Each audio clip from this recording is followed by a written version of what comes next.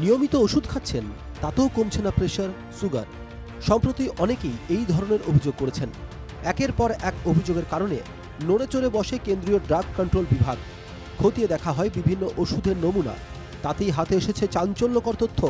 এবার গুণমান যাচাইয়ের পরীক্ষায় উত্তীর্ণ হতে পারল না 104টি ওষুধ। কেন্দ্রীয় ড্রাগ কন্ট্রোল এই নিয়ে 4 দফায় 497টি ওষুধকে গুণগতভাবে অনুপযুক্ত হিসেবে চিহ্নিত করল।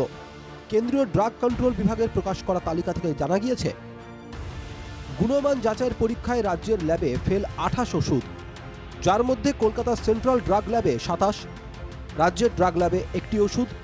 ফেল করা ওষুধের তালিকায় রাজ্যের 2টি সংস্থা, শ্রীরামপুরের স্ট্যান্ডার্ড ফার্মাসিউটিক্যালস এবং পশ্চিমবঙ্গ ফার্মাসিউটিক্যালস।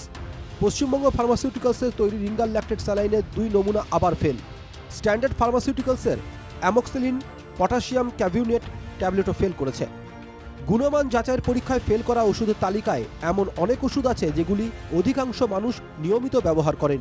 কেন্দ্রীয় ড্রাগ কন্ট্রোল তালিকায় যে সমস্ত ওষুধের গুণমান নিম্নমানের বলে উল্লেখ করা হয়েছে তার মধ্যে আছে আলসারের ওষুধ, কফ সিরাপ, অ্যাড্রিনালিন ইঞ্জেকশন, হাঁপানি ফুসফুসের সংক্রমণ ঠেকানোর ইঞ্জেকশন, ডায়াবেটিক্সের ইঞ্জেকশন, অজ্ঞান করার ইঞ্জেকশন, নিউমোনিয়া প্রতিরোধী ইঞ্জেকশন, পক্সের টিকা, ক্যালসিয়াম ও ভিটামিন ট্যাবলেট, চোখের ড্রপ, ব্যথার ট্যাবলেট, অ্যান্টিবায়োটিক, প্রেসারের ওষুধ, প্যারাসিটামল, স্ত্রীরোগের ব্যবহৃত ওষুধ।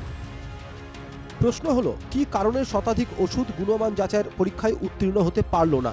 সেন্ট্রাল ড্রাগ কন্ট্রোলের তরফে জানা গিয়েছে, স্যালাইনে ভাসছে ক্ষতিকর ব্যাকটেরিয়া, শরীরে গিয়ে দ্রবীভূত হচ্ছে না ট্যাবলেট, কিছু তরল ওষুধে ভাসছে দূষিত পদার্থ, কিছু ওষুধ তৈরি হয়েছে অত্যন্ত নিম্নমানের উপাদানে। এরই মধ্যে সামনে এসেছে জলাতঙ্কের জাল টিকা। সেন্ট্রাল ড্রাগ কন্ট্রোল জানিয়েছে, দিল্লি, মুম্বাই, আহমেদাবাদ ও লখনৌয়ে জলাতঙ্কের জাল ইঞ্জেকশন ছড়িয়ে পড়েছে। নকল টিকার ব্যাচ নম্বর জানিয়ে শুক্রবারই রাজ্যগুলিকে সতর্ক করেছে সিডিসি।